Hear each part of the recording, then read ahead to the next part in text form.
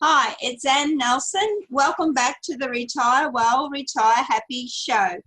With my guests today, we have a 2-for-1 deal.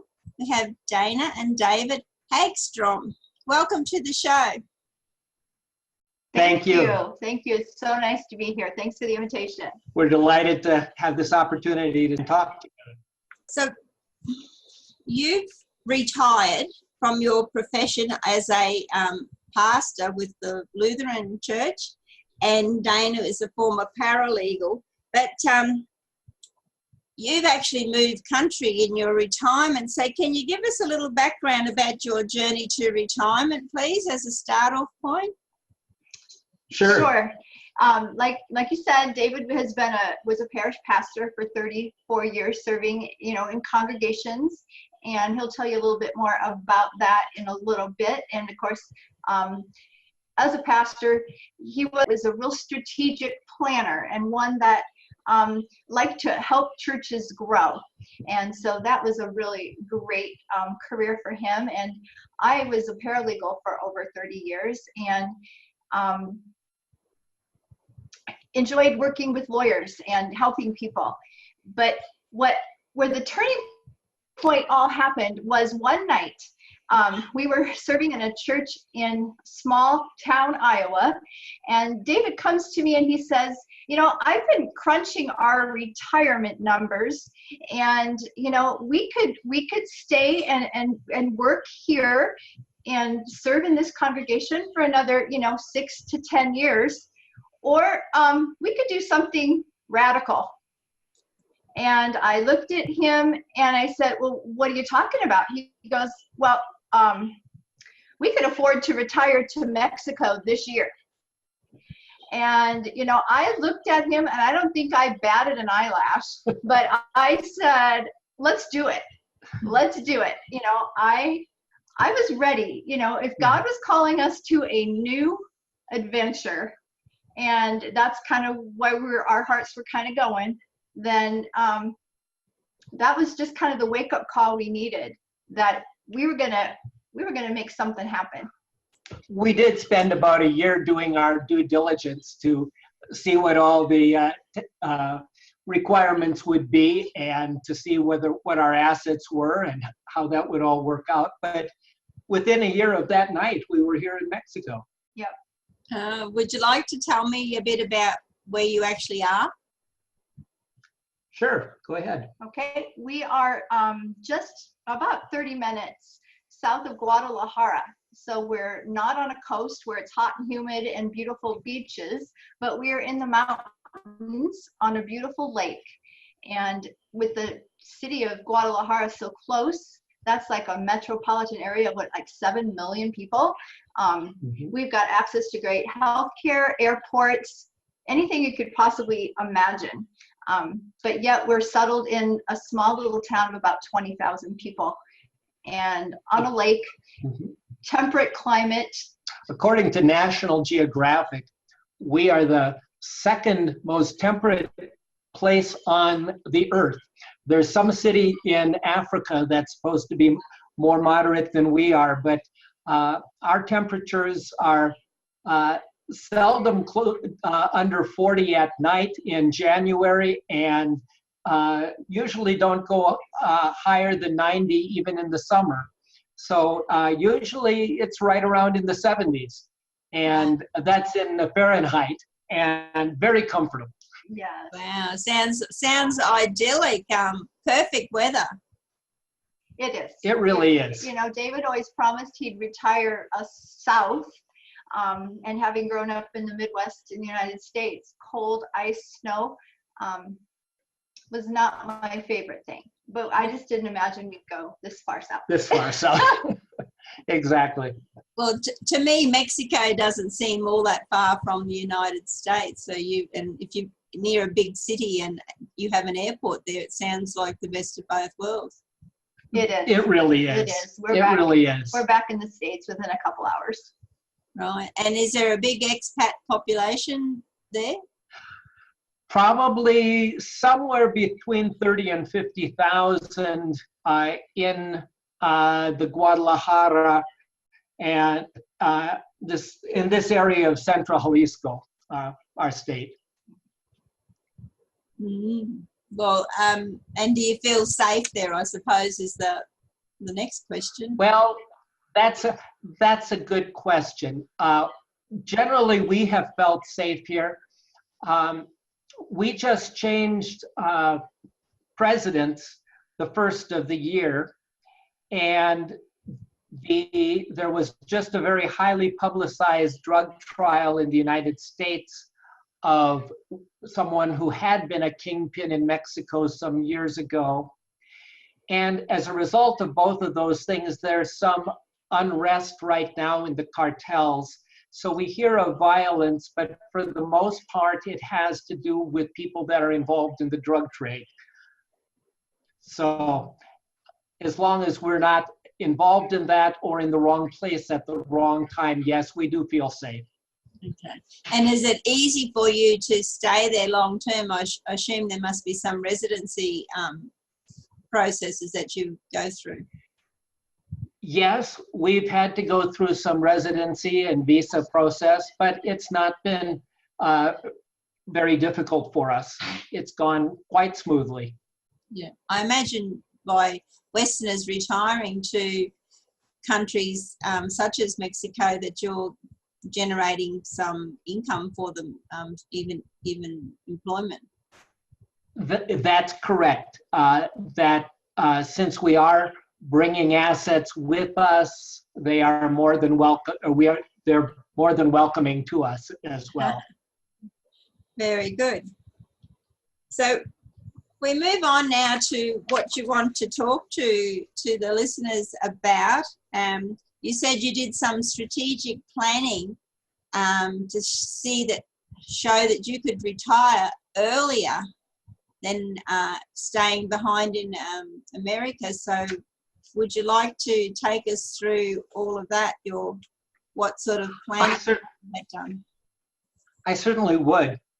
One of the things that we realized really more so after we retired is that while we had highs and lows in our career, just like anyone else, but after we retired, we began realizing how many people in a variety of vocations, whether they were engineers or managers or salespeople, had very similar kinds of career paths. In my earlier years as a pastor, it seemed that I was steadily moving to larger congregations and more responsible positions. And as I mentioned, I had that gift with strategic planning, analyzing ministry strengths and weaknesses and setting goals and doing strategic planning in order to move us from where we are to where we'd like to be. And in my 50s, I was executive and teaching pastor in a huge congregation, which was very exciting until the senior pastor there decided that it was time to change the staff model and my gifts were no longer needed. And I've talked to many people, again, in a variety of kinds of occupations that had similar experiences. And so I found myself at 57 or 58 applying for new positions. And in each case, I found myself one of the top candidates. And yet in each case, they also chose someone much younger rather than someone who was nearing retirement age. And I fully understand that. And but suddenly I realized what so many other people have faced when they were downsized, and found myself in a small congregation for the last few years, though now with a bunch of ministry skills designed for a large congregation with a large staff, and where those skills were fairly useless. And I found myself pretty much back to where I started. And so while I still enjoyed many of the activities that I did, I would also find that there are more and more frustrations. And I still look forward to our annual meetings where I would normally sketch out where we would be headed for the next year and what our goals were and what new programs would be coming out. And I found myself this last year saying, honestly, I really don't know where the Lord is leading us. I just don't see where this next year is going. It's And really, that was just, yeah. it's really interesting that age bias is across all professions. It really is. It really is. And, you know, in many ways it's understandable, but that doesn't make it feel any better for the people that are caught in the middle. And I found myself having much more empathy for others that find themselves in the same kind of situation at the point where they expected to be at the height of their career and now suddenly finding themselves not knowing what to do, not ready to retire in terms of either their energy level or their financial reserves, but at the same time, not really seeing what options they have. Yeah. And so at that point, we found ourselves, that's what led to that night that you mentioned, that we were looking at our retirement options, crunching numbers, and said, well, we could move to Mexico. I think you said it kind of like a joke. I really did. I really did. Although we had quite a few friends from Mexico, so we had at times thought of that possibility, and we certainly enjoyed their culture and their family life. But what we realized then is that there are many people, especially of my baby boom generation, you're just a little bit younger, and nearing the end of their careers, and yet without the resources to retire at the age or in the way that they expected. And some of you listening may even find yourselves contemplating your own job security in light of economic circumstances. So Dana and I began to sense a new calling to help others to find a way to retire, not necessarily to move abroad, but to bridge the financial divide between where you are and where you expected to be at this stage of life. And I really want people to know this. I believe you can bridge that divide to an enjoyable, rewarding retirement. So over the last 3 years, we've been involved in a number of different activities to help people with issues related to retirement and transition and building new income streams to bridge that divide. Wow, sounds like you've been busy. Yeah. We have, and we've been enjoying it. And had you considered any other country, or what was particularly important about Mexico? Well, one of the things that's particularly enticing about Mexico is that it is close to the United States. And 3 of our 4 children and our 2 grandchildren are all in the United States, as well as our surviving 2 parents. Oh, yes. So we want to be close enough to get there quickly if we need to. And how are you helping people now? You talked about helping them with their retirement transitions and income streams. So what would you like to highlight? Sure. Why don't you take the first step?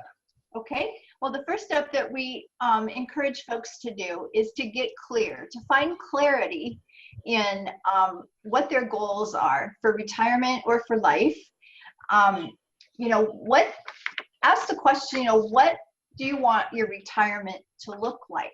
You know, that answer is going to be different for everybody.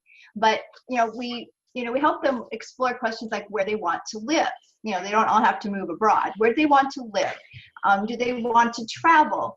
Do they have plans to be able to volunteer? Do they have hobbies they've been, you know, dying to do forever but never had enough time? Do they want to take some classes? I mean, there are so many things open to people in retirement with the extra free time. Although if you talk to people, they feel busier in retirement than they ever were when they were working. So the first step that we help people work through is being clear on their dreams and their aspirations. And we ask a lot of questions, and we've got a list all prepared, and we'd be happy to send that out. We call it our Ideal Retirement Questionnaire. So, but you know, those dreams have a price tag. Yes? Yes, there's the catch. And so knowing what your dreams are is your first step.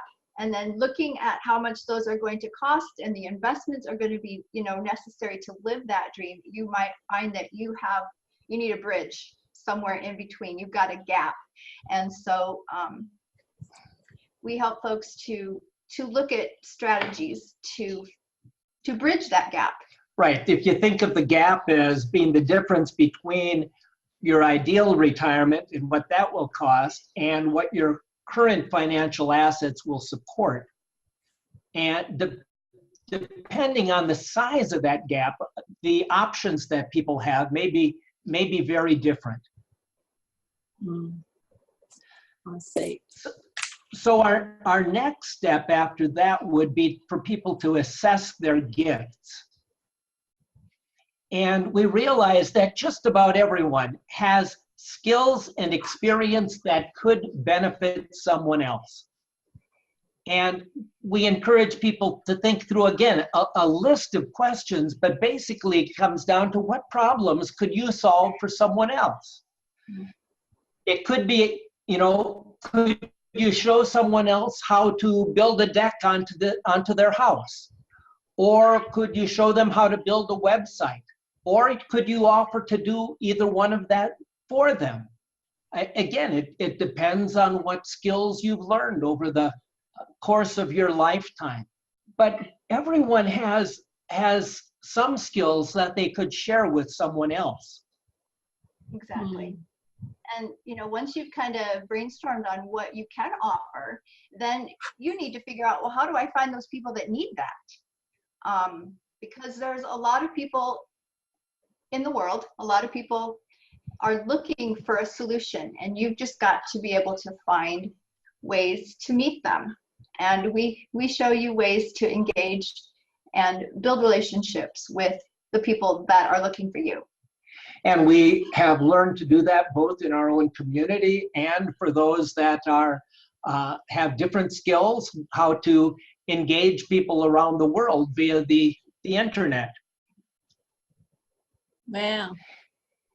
And then the fourth step that we see as part of the process is developing whatever income stream that they need to bridge the gap. And for some, that could be, if the gap is small, it might be taking on a part-time job. It could be working another year or two. It could be that they have to look at adjusting their dreams somewhat to fit within their budget. Or it could be that they develop their own business.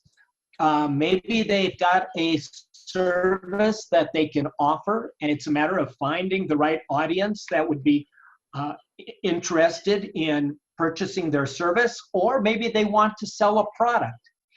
And even for people that don't have a product to sell, it's very easy to find products looking for marketers via the internet. So we've got a variety of things. We don't want to put anyone in a box or suggest that everyone ought to try this one particular solution. Rather, our goal would be to help individuals to think through the process and work through it with them to figure out a solution that really fits for any given individual. So you've got 4 steps process. Is there any more steps? No, those are the 4 steps that we have in mind, although I don't want to make it any more complicated, but we are looking right now at how we would help people design their own bridge to retirement. And we'd love to walk people through this process individually, but there's a couple downsides to that. Well, we could only help so many. There's only so many hours in a day. And, you know, for us to devote that much time, that could get quite costly. And, you know, people are trying to save money. They're not looking to spend thousands and thousands of dollars on strategists. So we do have that questionnaire, that ideal retirement questionnaire that we would love to, you know, give out to any of your listeners. And that's a starting. It's a starting point. A starting point. But beyond that, we are planning on piloting a project probably in about a month, where we would lead people in groups through this process over a period of 8 weeks. And by the end of it, we would, our intention is that people would have a step-by-step blueprint to take them from where they are now to a very rewarding and satisfying retirement. Absolutely. How much of a difference financially has this made by you moving country? Has that sort of cut your expenses by 10% or 20%, or do you have any figures around that? When I think about that, it varies about, you know, I don't have an overall figure. I can tell you that the cost of housing is somewhat cheaper here, but the cost of food especially is much less. Utilities is much less. Of course, we don't have heating or cooling expenses, so that helps a lot. Yeah, it would. So I would say we would save probably anywhere from a third to half. Wow, that's amazing. Overall. Well, that would be a big step to bridging the gap as well. To make it certainly is. Right. Sounds like you're going to make your money last longer. That's right. That's right. So as far as working with people, as we mentioned, for now, the starting point would be simply for them to get a hold of our ideal retirement questionnaire. And then we would stay in touch and let them know when our course rolls out. The link that they can use is http://davidanddana.com/ideal. Ideal. All right. Well, thank you very much. We'll share that link out with the listeners. And it's been great meeting you and hearing the good work that you're continuing to do and to make a difference in people's lives. Well, thank you very much. We've enjoyed being on here as well. Yes, indeed. We are servant leaders at heart. So the guests today have been David and Dana Hagstrom, and we can look on the website. There'll be a link there to find them, and please take advantage of what they have to offer. Thanks very much for being on the show. Thank you for having us. Have a great night.